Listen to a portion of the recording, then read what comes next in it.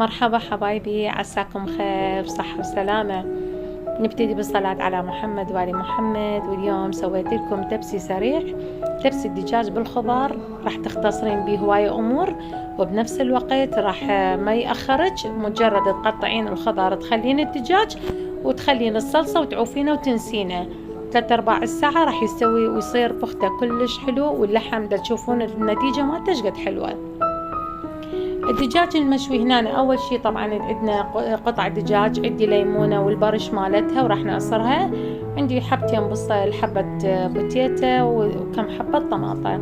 هنا بكيفكم الزيتون تنقصون حسب الخضار اللي تعجبكم. قطعنا البصل، خلينا الطماطة بهذا الشكل، تصفطوها مثل ما يعجبكم، وتخلون البوتيتا حسب الرغبة، تسوونها أصابع، تسوونها درق بكيفكم. المهم هنا الخضار عندي، هنا الليمون اخذت البرش مالتها القشر الخارجي فقط، وخليت الليمون هنا ملعقة كوب واحدة، خليت معجون. وبنفس الوقت هنا راح نخلي شوية كاتشب مثل ما تلاحظون حسب الكمية اللي راح تستخدموها، وشوي من الصوص. بإمكانكم تخلون دبس الرمان، أكيد راح تطلع كلش طيبة، لكن أنا أضيف دبس الرمان بالأخير من أريد أحمص الوجه مالت التبسي. هنا أنا راح أضيف البرش مالت الليمون، طبعا ينطي نكهة كلش طيبة، وما يضيف لها أي نوع مرورة. خاف تقولون يصير مر، لا، القشر الأصفر ما بي مرورة، لا فقط الأبيض يكون بيه مرورة قوية. هنا أنا كيس ماجي دجاج، ما استغنيت عن الملح، ما خليته هواي ملح، خليت تقريبا نص خاشوقة شاي ملح بس.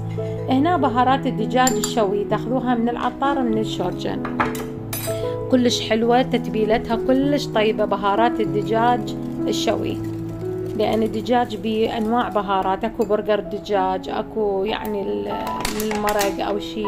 هذا خدته فقط للشوي. هنا شوية تخلون زيت، تقريبا فد 4 خواشق مال أكل، وشوية مي على مود نخفف الصلصة، وتعطينا فد لزوجة طيبة وطعم طيب. هنا راح تذوقوها طبعا، شوفون إذا تحبون الزيتون حامض، تحبون الزيتون ملح، انتو بعد يومكم. بس هي هنا صار حامض حلو، كلش حلوة هي هاي الأكلة، يعني التبسي مالت الدجاج. هنا طبعا دجاج اني انا غاسلته بس بخل وملح حتى نطير الزفرة من عنده. تقدرون تضيفون طبعا يعني ثوم، حاولت ابتعد اني عن الثوم شوي، ريحته قوية، لان عندي التتبيلة متروسة ثوم تقريبا. هنا أنا راح اخلي كل قطع الدجاج الني والمغسولة طبعا، وقلت لكم سحبت الزفرة من عندها، راح اخليها بالتبسي اللي فوق. هنا تقريبا الطبق مالنا انتهى، تقدرون تخلون فلفل اخضر بكيفكم انتم.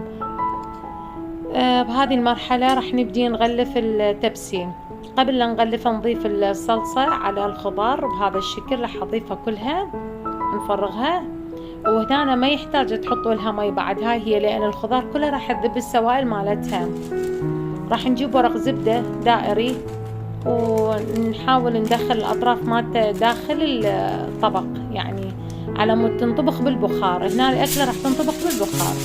نجيب فويل ألمنيوم ونحكم الغلق مالتها كل زين على مود ندخلها للفرن فقط من الأسفل. تقريبا تاخذ لها 45 دقيقة إذا مو ساعة، تلقوها مستوية. بعدين تشيلون الغلاف مالتها، تحمصوها شوية من فوق وتطلعوها.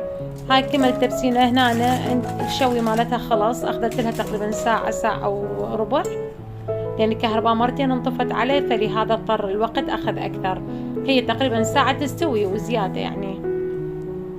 هنا هذا الطبق نهايته، وإن شاء الله يا رب تقدرون تستفادون من هذه الأكلة كل سريعة، وما راح تحتاجون أي عبء.